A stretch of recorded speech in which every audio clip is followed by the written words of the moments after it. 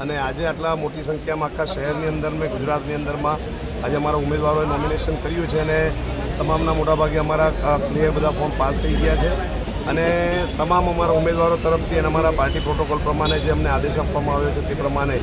કે સુરત શહેરની જનતા માટેનો અમારો સુરત મહાનગરપાલિકાનો મેસેજ છે કે જે આજથી સુધી આજથી 35 વર્ષથી ભારતીય જનતા પાર્ટીનો અતિ ભ્રષ્ટાચારનું જે શાસન ચાલી રહ્યું છે એને ખતમ કરવા માટે આમ આદમી પાર્ટી લીડર પાર્ટી અને ઈમાનદાર પાર્ટી આ એ કામો કરી બતાવશે અને યુથને ભણેલા અને એજ્યુકેટેડ અને દર વખતે જે ભારતીય જનતા પાર્ટી તરફથી લોકો સાથે ઇલેક્શન પીરિયડમાં કેમ્પેનિંગમાં જઈને ખાલી ખોટા વાયદાઓ કરી આવે છે અને પછી 5 વર્ષ પછી કોઈ સંજોગમાં દેખાતા નથી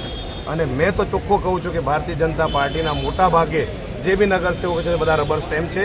એક જગ્યાથી આદેશ આવે છે તેટલું જ કરે છે, પોતે પ્રજાના દુઃખને સમજી શકતા નથી, લોકોની પ્રજાની જે સમસ્યાઓ છે તે દૂર કરી શકતા નથી અને માત્ર ભ્રષ્ટાચારમાં એ લોકો હંમેશા જ ઇન્વોલ્વ હોય છે,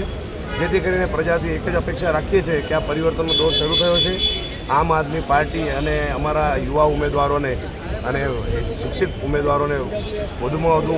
મત આપીને જીતાવવું જોઈએ અને અમારો ભવિષ્યમાં મેયર બેસે તો આ શહેરની જનતાને જે દિલ્હીમાં ભૂતકાળમાં અને હાલમાં પંજાબમાં આમ આદમી પાર્ટીની સરકારે કરી બતાવ્યું છે તેવા એના કરતાં બી વધુમાં વધુ સારા કામ કરવાનો અમે બધા પ્રયાસ કરીશું.